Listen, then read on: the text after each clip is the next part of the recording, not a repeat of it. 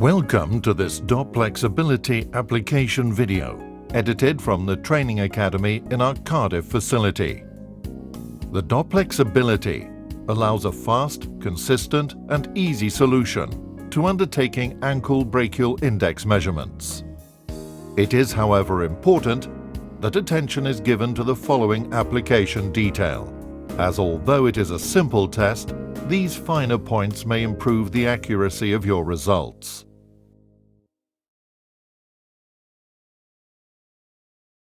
The patient must remove their shoes and thick socks. The ability will work over thin stockings or tights and thin shirts, but not jumpers. It is also important to remove any compression hosiery. Mobile phones and other electronic devices should be placed at least 1 meter away from the ability unit to avoid any possible interference. Similar to using Doppler for ABI, it is essential that the patient lies supine, ensuring the pressures in all 4 limbs are at an equal height from the ground and are the same level as the heart. However, unlike Doppler, resting time is not required when using the ability. The patient should ideally lie with sufficient space around the couch, so that the cuffs are not compressed against the body or a nearby wall or obstruction. The ability uses a unique 2-chamber cuff to measure systolic pressures. The cuff has an upper or proximal occlusion chamber and a lower or distal sense chamber. The upper chamber occludes the vessel, and the lower chamber detects the returning signals, allowing 4 limbs to be measured simultaneously.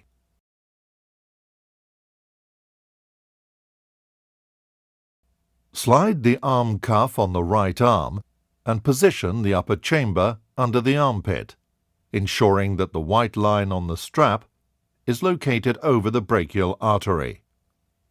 Secure the arm cuff in position by adjusting the Velcro straps, ensuring a firm fit which is taut but not tight. Position the lower chamber just below the elbow and tighten to ensure a firm fit.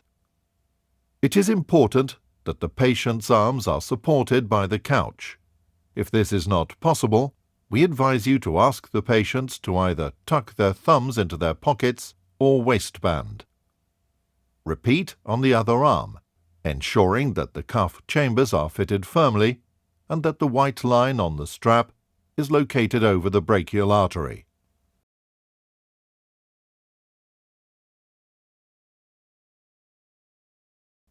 Expose the ankles and remove thick socks. Slide the ankle cuff on the right leg and position the cuff so that the white line on the strap is over the anterior tibial artery. Secure the ankle cuff in position by adjusting the Velcro straps, again ensuring a firm fit.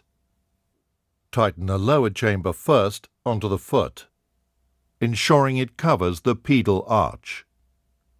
The upper chamber should be positioned just above the malleolus or ankle bone. Always allow space for 1 finger under the lower chamber. When necessary, use the infection control sleeves under the cuffs. Take care not to trap any air in the sleeve when applying the cuffs.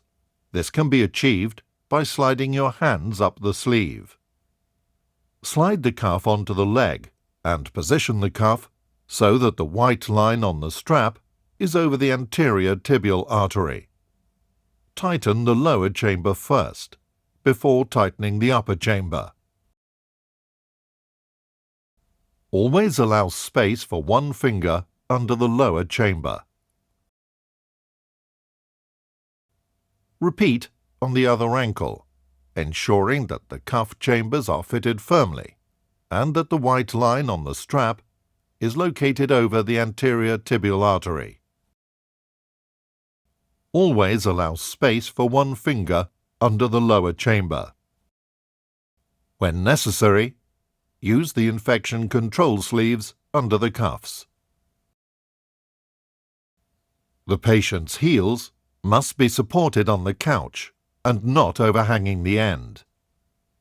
Check that all the tubes are not kinked or trapped under the patient. It is advisable to inform the patient of the procedure and to tell them that the cuffs will inflate simultaneously. It is also important to ask the patient to remain still and not to talk. Connect the color-coded tubes to the corresponding connectors on the main unit. Press the middle button to start the test. The next screen reminds you to apply the cuffs. Press the middle button again to start the ABI test. During the short inflation and deflation process, do not touch or move the tubes or cuffs. The progress bar indicates the test sequence. Again, it is important that the patient lies still and does not talk. Should the patient talk, cough, or sneeze, it may be necessary to repeat the test. Confirm cuff position, as they may have moved or loosened. Press the print button to obtain a printout. Remove the paper printout by tearing the paper towards the handle. Review the results and compare the ABIs with the PVR waveforms. If there is a discrepancy, such as an abnormal PVR with a normal ABI, then repeat the test and consider further investigation if necessary. The ability results should be reviewed in conjunction with the clinical signs, symptoms, and history of the patient. Any ABI should be part of a holistic approach to patient assessment. No mobile phones in the immediate area. Patient must lie flat. Ensure the cuffs are positioned correctly and that they are firmly applied.